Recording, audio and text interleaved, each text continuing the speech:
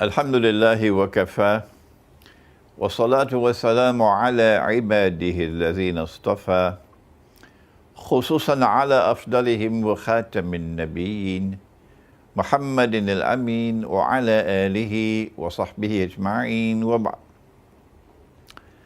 We greet you with the greeting of peace. Assalamu alaikum wa rahmatullahi wa barakatuhu.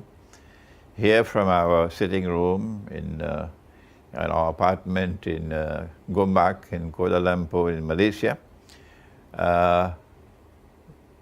Last Wednesday, I delivered a lecture entitled Beyond the Petrodollar, an Islamic response to the bogus monetary system. And that lecture was delivered at the Surau Al-Amin in Sitapak, here in Kuala Lumpur. Unfortunately, because of a breakdown in communication, the lecture was not recorded. And as a consequence of that, I'm now repeating the lecture here from my sitting room. The topic, Beyond the Petrodollar, an Islamic response to the bogus monetary system. This is the third of a series of 3 lectures on the subject of money, Islam and money.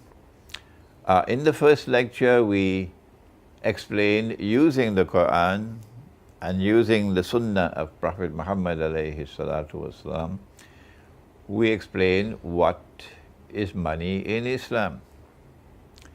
And if anyone differs with us, if they hold the view that we are wrong, then they must tell us what is right. That's only fair.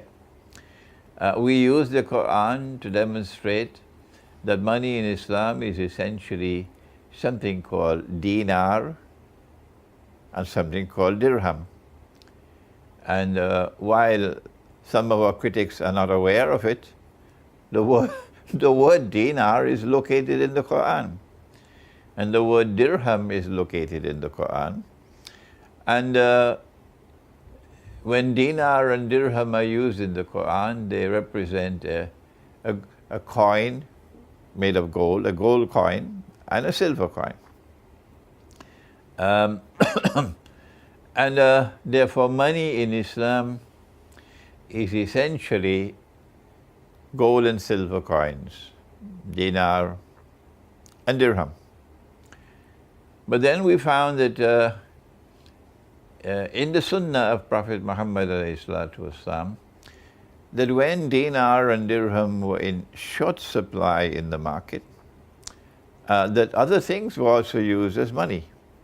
What are those other things? They are always commodities of food consumption, commodities of food consumption, which are in abundant supply in the market, and which have a shelf life, not like mangoes which will rot.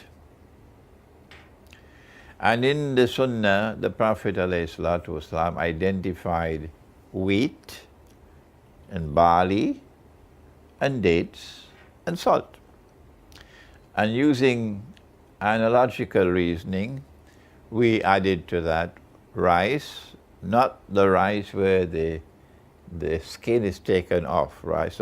The rice which is called paddy, the skin is still intact. So that rice has a longer shelf life. Paddy rice. So rice can also be used as money. Sugar can also be used as money. Sugar can last for some time. And you would then buy and sell using sugar, using rice. You will therefore, to use the correct term, monetize your rice. Rice will now be used as money. What are the functions of money? Number 1, to be a medium of exchange. Number 2, to function as a measure of value. And number 3, to function as a store of value. And we found that money in Islam was always money with intrinsic value. What is intrinsic value? Intrinsic value is that the money has a value which is located inside the money. It's not located outside where it can be manipulated to make Indonesia a slave country and to make Pakistan and Bangladesh and Egypt and the rest of the Arab world, non-petroleum Arab world, miserably poor by manipulating the value of the money. No, once the value of the money is inside the money, no one can take it away from you unless they come and they take it out of your pocket. So money in Islam always has intrinsic value. And when you use such money, and provided that demand and supply remain constant, the same price you'd pay for a sheep or for a chicken 1,000 years ago, the same price you'll pay today. How wonderful, isn't it? How wonderful. No inflation. No inflation. This is money in the Quran and this is money in the Sunnah, and that's what we explained about money in the first lecture. That it was a reliable store of value. If you had your money stored 15, 20, 40, 100 years later, you can take out the money and you can still buy what it could have bought 100 years earlier. If you had enough money to buy 100 cattle and you kept that money for 100 years, 100 years later when you take that money out, you can still buy the 100 cattle, provided, of course, that demand and supply remain constant. That was the first lecture. And if there are those who differ with me and they say that I'm wrong, well then tell me what is right. Tell me what is money in Islam. Okay? And then we went to the second lecture in which Allah warned us. He warned us in the Quran, don't take them as your friends and allies. Don't take them as your friends and allies. No. And if you do that, you no longer belong to us, you belong to them. Who was Allah talking about? He was talking about an alliance of Jews and Christians. Ya Bismillahir Rahmanir Rahim. A'udhu billahi minash shaitanir rajim.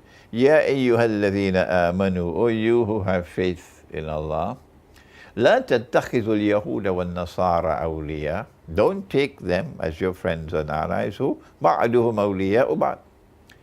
An alliance of Jews and Christians. When that Jewish-Christian alliance emerges, do not turn to them with friendship and alliance. وَمَنْ يَتَوَلَّهُ مِنْكُمْ فَإِنَّهُ مِنْهُمْ. Whosoever from amongst you turn to them with friendship and alliance, you belong to them.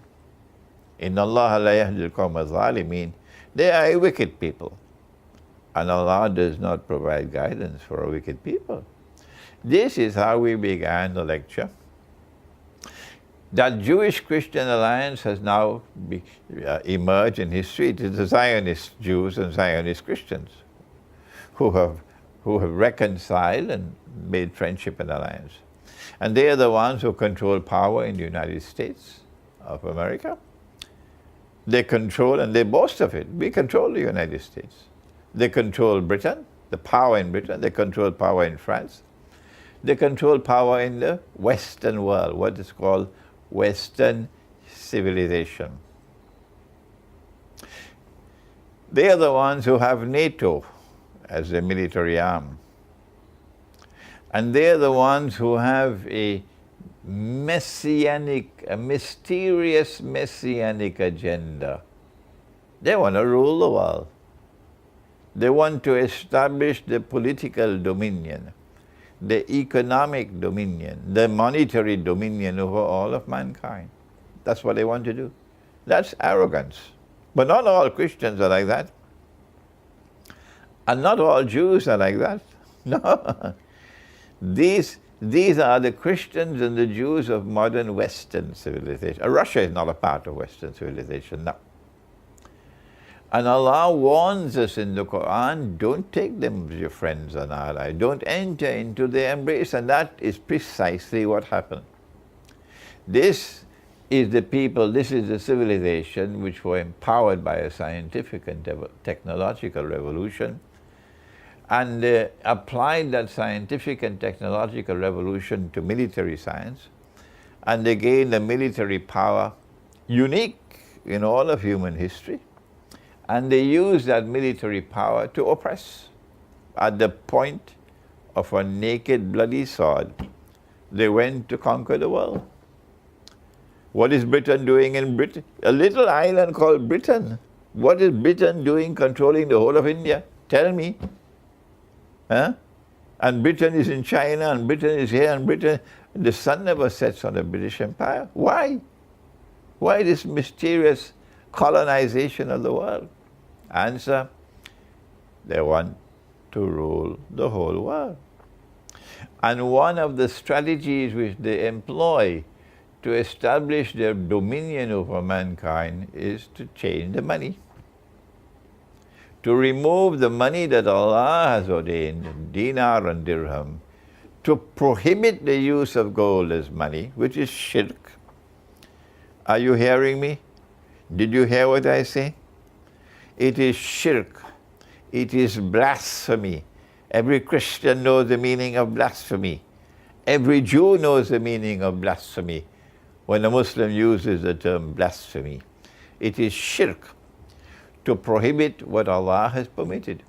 And Allah has permitted gold as money, and they prohibit the use of gold as money. That's what they did in the International Monetary Fund. The Articles of Agreement prohibit the use of gold as money. So you can't use a dinar as money anymore. And by implication, since you can't use dinar, you can't use dirham. This is blasphemy.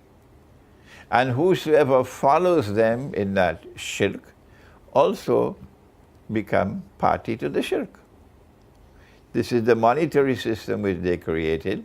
And the second lecture explained that monetary system based on shirk.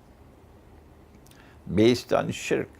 And they use that monetary system with indescribable hatred and animosity and hostility for Muslims. That's what they are. And use that monetary system to exploit, to rip off, and to oppress, and finally to enslave people. And so today we find a world of Islam, and also the rest of mankind who are not supporting them, miserably poor, enslaved. And it's because you take paper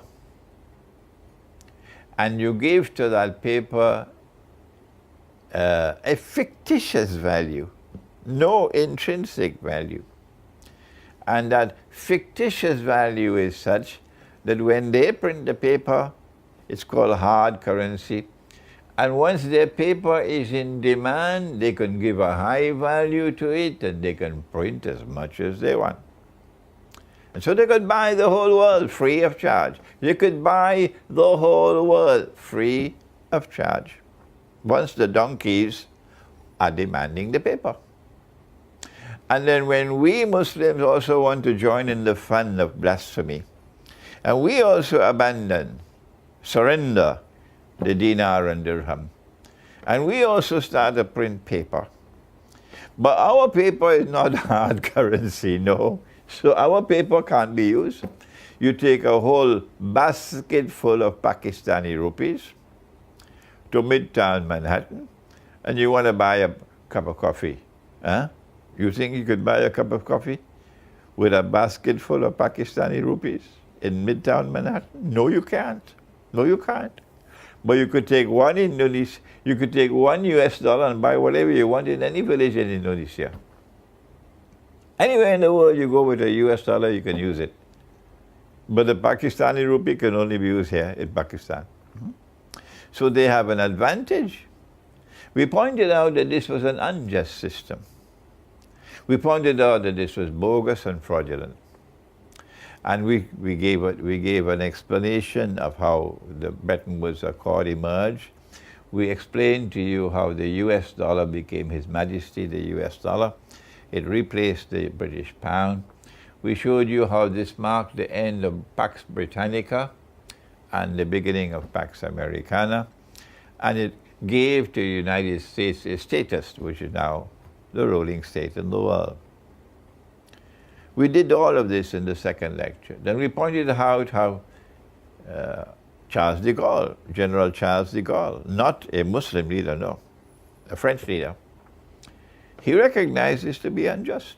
And he stood up in the French National Assembly and he denounced this unjust monetary system in 1966.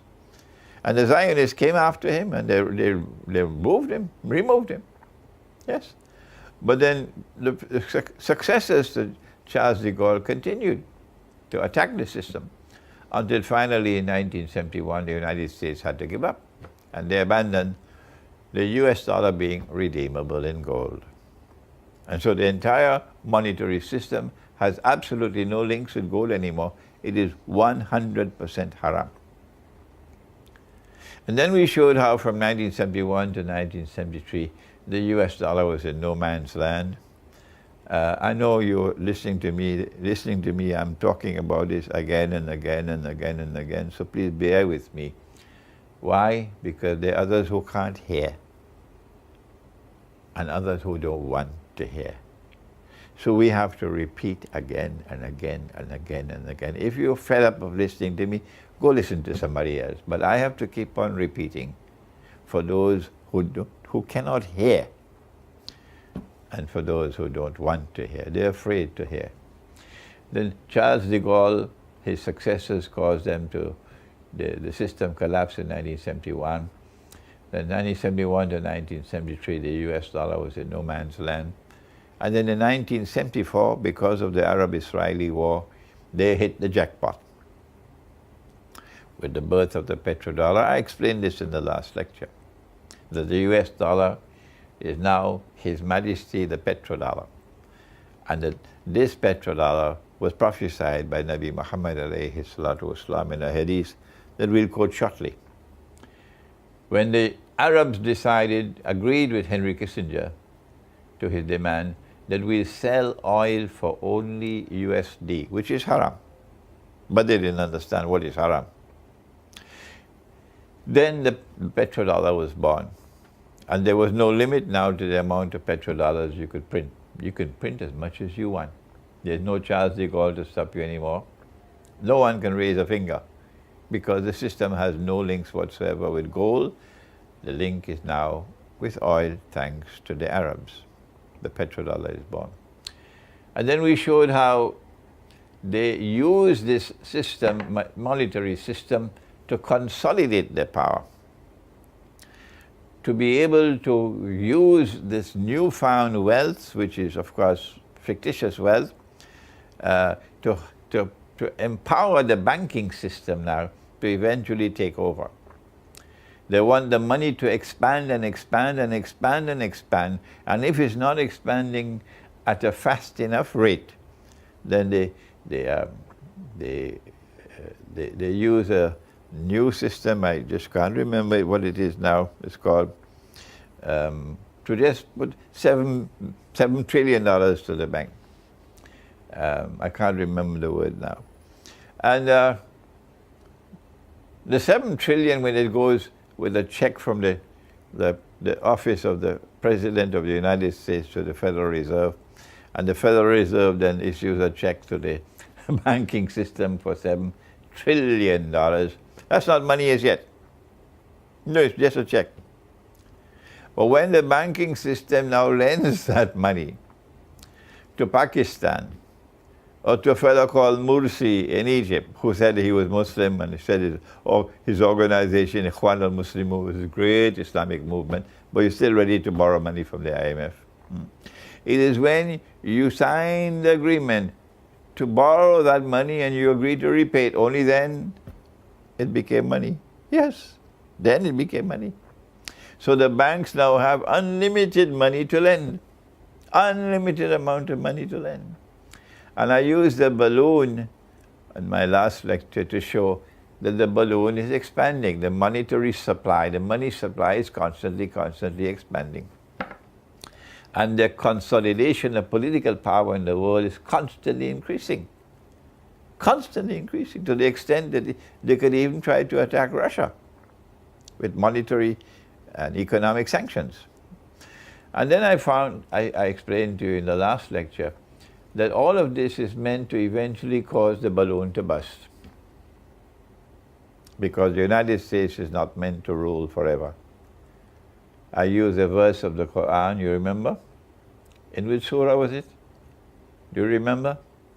Suratul Mursalat, in which Allah subhanahu wa ta'ala said, Intaliku, proceed now, let the historical process now proceed, ila zillin, to a shadow, zi thalasi shu'ab, a shadow which will manifest itself in 3 stages. Our interpretation, our ta'wil, is that this shadow which will now emerge in the historical process in 3 stages is the shadow of Dajjal. In the first stage, it's Pax Britannica. The shadow comes in the second stage, Pax Americana. And then in the third stage and last stage of the shadow, the world will experience an attempt by the State of Israel to rule the world in what they would call Pax Judaica. When will the balloon burst? When the balloon bursts, not only will the US dollar collapse, but Brexit means that the euro will also collapse. That's why you had Brexit. So the entire world of paper money will collapse. No single money in the world will be able to survive. The Malaysian ringgit cannot survive independently. No. The Pakistani rupee cannot survive. The Egyptian pound cannot survive. The Indonesian rupiah cannot survive. None can survive because they're all interdependent. So when the US dollar collapses, when the balloon bursts, one day it'll have to burst. It cannot expand indefinitely. The entire system will collapse. And they want it to collapse because they want to introduce another monetary system, which is what we want to talk about today in this lecture. Beyond the petrodollar, what can we expect? Well, first of all, let us go back now to the hadith, which is in Sahih Bukhari. It's a very important hadith, a prophecy of Akhirul Zaman, in which Nabi Muhammad ﷺ prophesied that the river Euphrates will uncover a mountain of gold. You've heard it from me before. Others don't talk about it. I'm one of the few people who mention this hadith constantly, again and again. If you're fed up listening to me, go listen to somebody else. But I have to repeat it. The river Euphrates will uncover a mountain of gold. And people will fight for that gold. 99 out of every 100 of the combatants will be killed. And everyone will say, I will be the one who will survive. But the Muslims, the believers, must not touch that gold. The Prophet said, sallallahu ta'ala alayhi wa sallam, that 99 out of every 100 of the combatants, that is, who fight in this war will be killed. This cannot therefore be conventional warfare. This would be a unique warfare in human history. There's never been a war like this before in human history. For the first time in human history, a war will take place in which 99% of those who fight will be killed. I hope the US Armed Forces listen to me. I hope the British Armed Forces listen to me, and the French Armed Forces listen to me, and the German Armed Forces listen to me, and the Singaporean Armed Forces listen to me. Don't listen to me, listen to the Prophet Muhammad alayhi salatu wasalam. Listen to him, because your life now depends on it. He said that 99% of those who fight in this war will be killed. That's what the Prophet said 1400 years ago. That war is around the corner. Not because Russia wants the war, no. That war is around the corner because they, the Zionists, the Judeo-Christian Zionist Alliance, which controls power in the United States and Britain and France and Germany, they want the war. They are lusting for that war. And the poor, innocent people who have their brains brainwashed in all of these countries are being taken like cattle to the end. Because Russia says, Putin said it, President Putin said it, and we're proud of President Putin. He said, don't mess with nuclear Russia. There are those who don't like me because I praise President Putin, because I praise Russia. I say to them, the door is there, you can leave. Get out and just leave me alone. I don't need you. This is harsh language for you. I'm fed up of you. I'm proud of President Putin. He said, don't mess with nuclear Russia. Russia is not prepared to bend her knee to the Zionists. I wish we had governments in the world of Islam like that.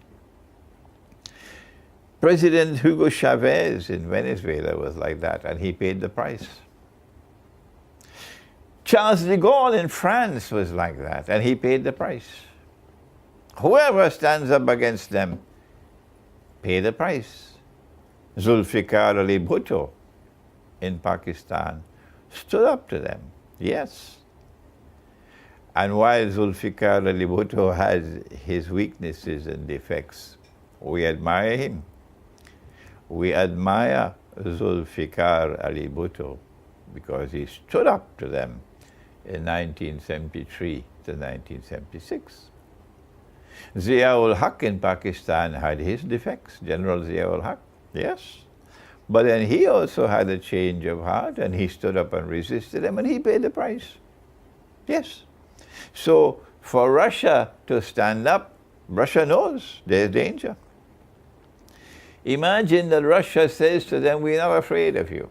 We'll not bend our knees to you. And the Russian people know that nuclear war is coming. The Russian people know that millions and millions and millions will die. And yet President Putin's ratings remain very high amongst the Russian people. They're not afraid to die. No, the war is coming. It's going to be a nuclear war. It's going to be a war with the use of weapons of mass destruction. Yes, for the first time in human history. This is the prophecy of Prophet Muhammad. Allah's blessings be upon him. And if the Russian people are not afraid to die, why should you be afraid to die? If a Christian is not afraid to die, why should a Muslim be afraid to die? No, we are not afraid to die. It is when this big war takes place that perhaps the balloon will burst.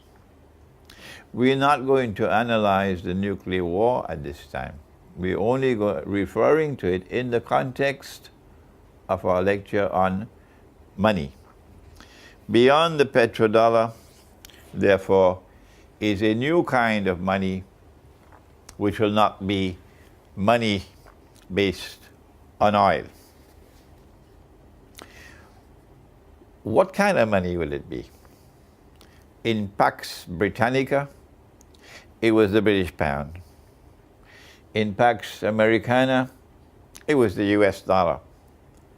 So what kind of money will there be in this so-called Pax Judaica? Answer, electronic money, digital money. And I learned a new term now, it's called virtual money. Very cute terms, they coin. I used to think that fiat was just an Italian motor car until I heard it. There's something called fiat money. I don't know where they get these terms from, where they pick it out, like Arab Spring. So it's now going to be virtual money. Money that is invisible. You can't see it, you can't feel it, you can't touch it. No. Electronic money. And we will no longer have a multiplicity of currencies in the world. No, the idea is to get all of mankind under one government, one world government, so that one people can rule the world, and they can then transfer that power to the state of Israel, so that Israel become the ruling state in the world in succession to the United States. This is our eschatological explanation of the historical process. And then at the end of the day, someone will stand up in Israel and declare, I am the Messiah. I have been explaining this for 14, 15 years, 16 years now in my book, Jerusalem in the Quran. Those who have read the book, of course, they know all of this eschatology. But there are those who don't want to read or who are afraid to read. But I have a question. I can't understand how in a post-nuclear world, when thousands of nuclear weapons have exploded, when there have been days without any sunlight, when most of mankind have perished, and there's a rump of mankind still surviving, how will Israel, how will the banking system survive? And how will you be able to use electronic money? And then someone came from Saudi Arabia and met with me and explained to me, he says, what will perish would be wireless communication, electronic money that is conveyed through the wireless system. But when it is conveyed through cables, underground cables, that will still survive. So the internet will not collapse, no. Only that part of the internet will survive, which is protected, which is conveyed through cables and fiber optics and so on. And I understood now I understand, how is it possible in a post-nuclear world for an electronic monetary system to replace the petrodollar. That will be, of course, a financial Guantanamo, a monetary Guantanamo, because you can't take your money out of the banking system. No. All you can do is transfer from one account to another. So your money is hostage in their banking system.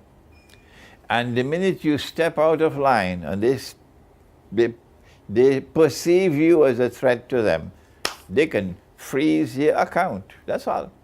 And you have no money. At that time, don't blame me.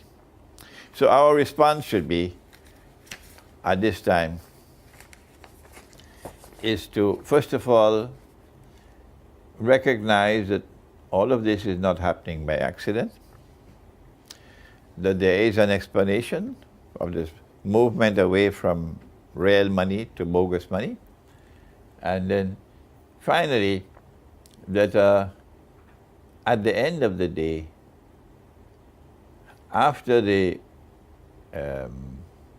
electronic monetary system has given them that consolidation of power that they need, that Israel will then proclaim itself to be Holy Israel, or what I call the Khilafah state, the Khilafah state. Every Muslim knows what is a Khilafah state. Israel, the Jews want to establish a Khilafah state. That's what they want to do. Because what Nabi Dawood alayhi salam, the Prophet David, did was to establish a Khilafah state.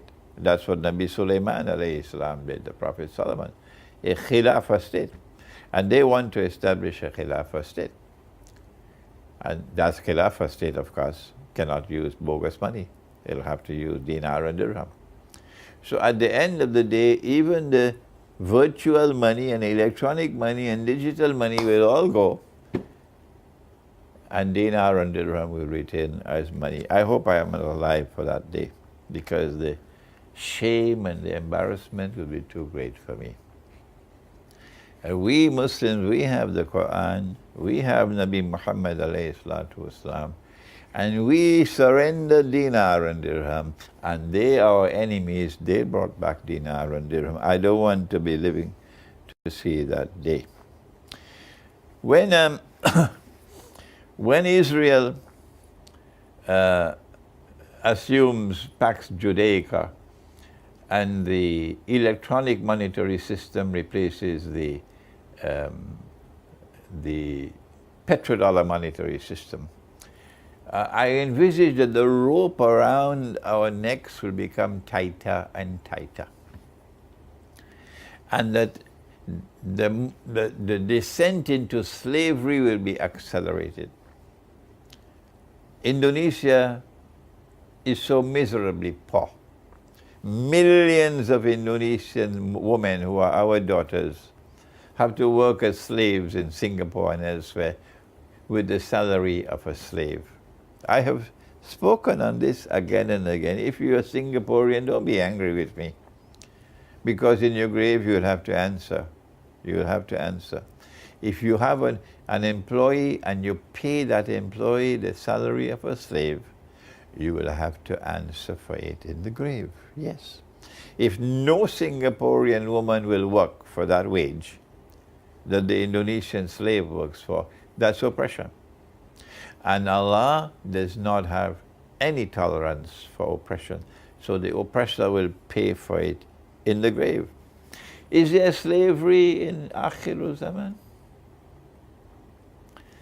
Is that what the world is coming to? When electronic money replaces the petrodollar?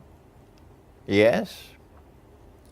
When the angel Gabriel, Jibreel alayhi salam, came and met with the Prophet alayhi salatu wasalam, you remember in the masjid? He came in the form of a human being and he asked 5 questions. The Prophet alayhi salatu wasalam answered the 5 questions, then he left. And then the Prophet turned and asked his companion, do you know who he was? They said, Allah and His Messenger know best, we don't know. And then he said, that was Jibreel alayhi salam, the angel Gabriel, who came to teach you your religion. The last of the 5 questions was about the signs of the last day. And the Prophet ﷺ gave 2 signs. One of them was slavery. He said that a slave woman will give birth to her mistress. We do not have the time today to expand and explain what we've done in previous lectures, an interpretation of this prophecy that a slave woman will give birth to her mistress. But this hadith indicates to us that there is slavery at the end of history. And I anticipate that the electronic monetary system will take us to that slavery. The electronic monetary system is targeting all of mankind, as the petrodollar system did. But now I want to explain to you that amongst all of mankind there is one special group who are specially targeted. Who are they? Answer: the Arabs. This is because they are the greatest immediate threat to Israel, the Arabs.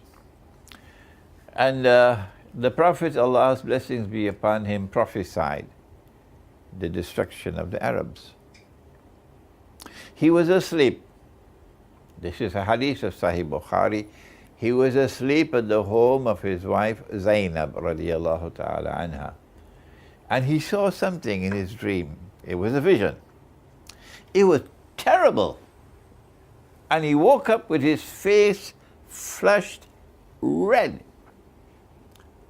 And he woke up with the words, Waylul lil Arab min sharrin qad iqtaraba. Woe unto the Arabs, because of a great evil which is now approaching.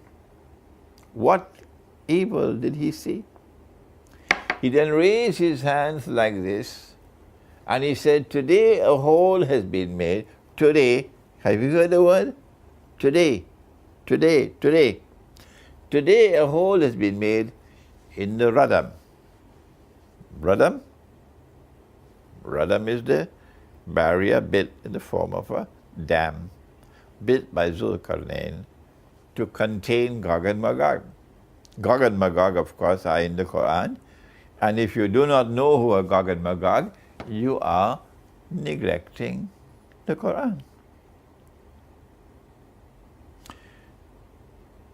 What Zulkarnain did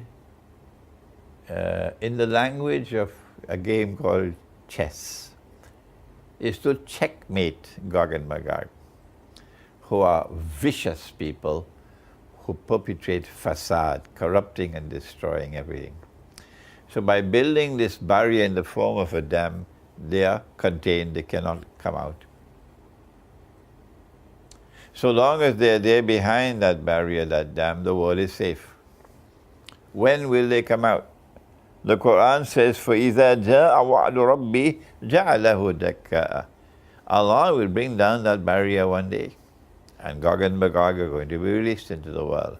When will Allah bring it down? When will Allah bring down the barrier and release Gog and Magog? Who will answer that question? Is it the Hadith or is it the Quran? Who have priority?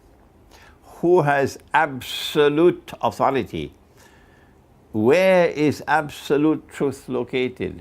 Is it in the Hadith or is it in the Quran? Answer: you must always go to the Quran first, not to the Hadith. And it's only when a Hadith is in harmony with the Quran that you accept the Hadith. But if a Hadith is in conflict with the Quran, you put it aside. If a Hadith is neither in harmony nor in conflict with the Quran, you'll accept it, but you give it a lower status. Yes.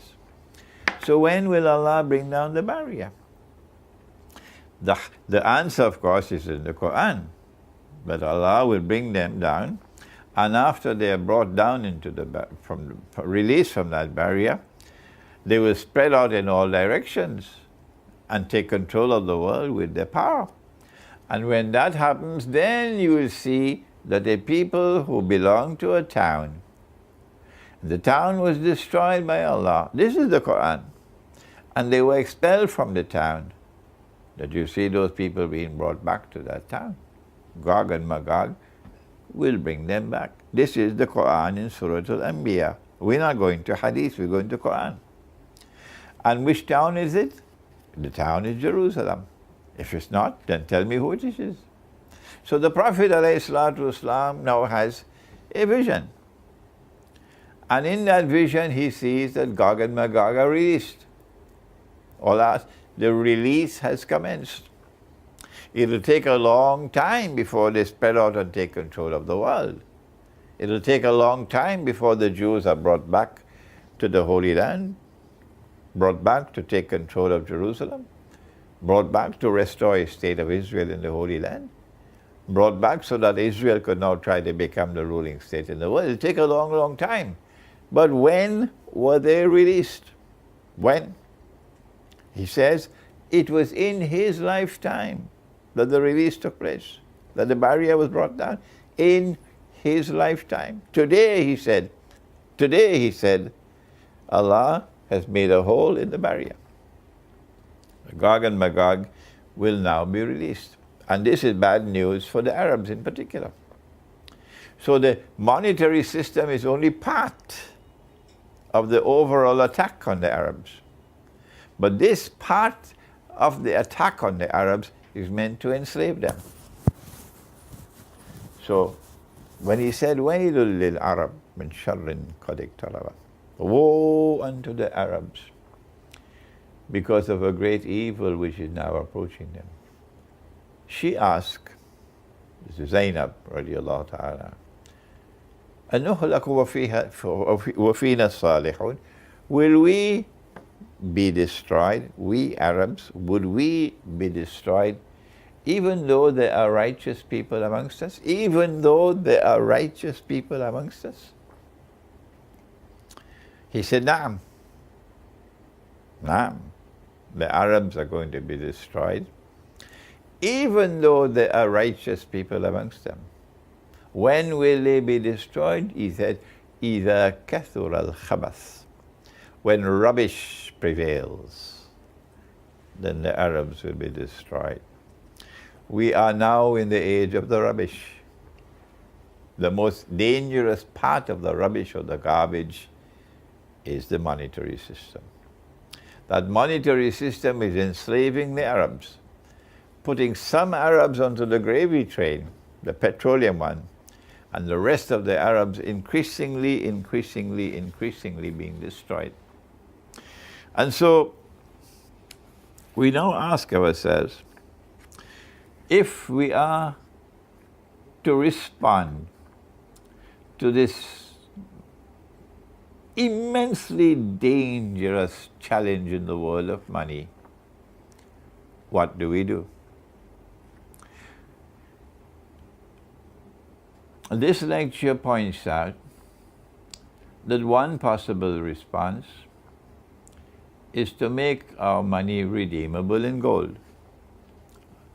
When Indonesia became independent, President Ahmad Sukarno called in the ulama and asked them about the status of paper money. And they explained to him that the paper money would be halal provided that it is redeemable in gold. That's what they said to him. I don't know whether the ulama in Indonesia remember that today, but that's what the ulama told Sukarno, that if the paper money is redeemable in gold, it's halal. And Sukarno actually fixed that so much paper money will be equal to so much in gold, and you can take your paper money and you can get the gold. That's why they had to kill him. He had to be removed. If you attempt to do that now, to have your paper money redeemable in gold, first of all, you'll have to have enough gold. And they have done everything they could possibly do to control all the gold reserves of the world. But Allah can always bring more gold into the world. Yes. One of the prophecies of Akhirul Zaman is that the earth will vomit from its liver columns of gold and silver. So new gold coming into the world. So they can't control all the gold in the world. If one country in the world is able to make its currency redeemable in gold, their whole system collapses. Everything will collapse. At this time, perhaps the only people who could do that, who have the power to do it, would be Russia and China. May Allah take these words of mine to the Russian government, to the Chinese government, that you take your BRICS, your alternative monetary system, and seek to find a way in which you could make your money redeemable in gold. The second response that we have to share with you is that which we have said again and again and again and again, that in the Sunnah you can monetize commodities of food consumption, like rice, and use rice as money. And in this way, you will extricate yourself from that electronic monetary system which is meant to enslave you. But now we turn to a third response, and that is that nothing can be done in the world of Islam. Nothing can succeed in the world of Islam unless and until we get the scholars of Islam to support it. So the time has come for me to ask you. I'm an old man now, I'm 74 years of age, I'll soon be 75. I don't know how much time there is left before Allah calls me away. But wherever you are in the world, and these words of mine were to reach you, and you're a Muslim, even if you're not a Muslim, go to the scholars of Islam, wherever they are, and you can meet them. and ask them, this money that we're now using, we don't see this money in the Quran, we don't see it in the Sunnah. It's new, it's never been used before. Is this money halal or is it haram? Ask him. If Imran Hosein is wrong, please tell us what is right. Go to every scholar of Islam you can meet and put this question to them and tell them, when you give me your answer, I want you to know that I want to use your answer publicly. I'm not speaking to you privately. I don't want any answer given to me in privacy. No, we want an answer that can be publicly revealed to the public. So this is a call I'm making today to you. I'm just one solitary voice, but Allah can take this voice many places. Go to the scholars of Islam and demand from them a response. Before I end, let me say that having studied Islamic eschatology, I have come to the conclusion that it is only a Khilafah state that has the power ready to be able to defy this bogus monetary system and restore dinar and dirham as money today. Only a Khilafah state. And what is a Khilafah state?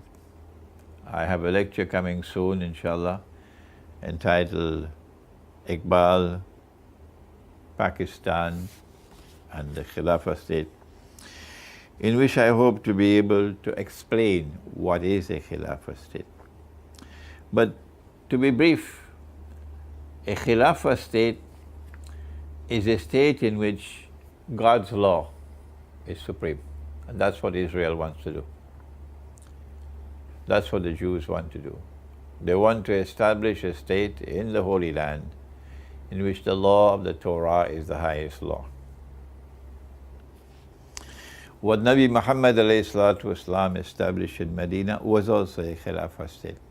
The law in that state, Allah's law in the Quran is the highest law. Allah's law in the Torah, Allah's law in the Quran is the same law. Except that sometimes there's something called naskh, or cancellation and abrogation. And for that I'd like you, can I give me a copy please of methodology?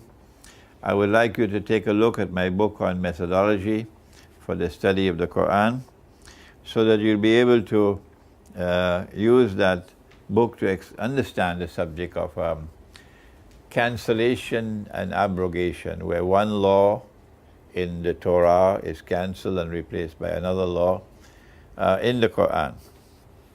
Methodology for the study of the Quran. A Khilafah state is not only a state in which Allah's law is the supreme law, but also it has to be a state, of course, where there is no authority and no law higher than Allah's law. So a Khilafah state cannot be a member state of the United Nations. A Khilafah state cannot be a member state of the International Monetary Fund. No. A Khilafah state has to be a state in which the supreme authority is Allah's. And that's what they want to do with the state of Israel. That's what they want to do. We hope and we pray that the lecture which is to come on Iqbal, Pakistan and the Khilafah state would explain the subject. And inshallah that a movement can be launched to try to restore the Khilafah state, in which we'll be able to effectively deal with the bogus monetary system. So long as Gog and Magog took control of the world, it's not possible to restore a Khilafah state, and therefore to break the back of this bogus monetary system. You can't do it. However, the war which is coming, the nuclear war, is going to break the back of Gog and Magog. Yes. How do I know that? Because the next event to take place after the war, the great nuclear war, is the conquest of Constantinople.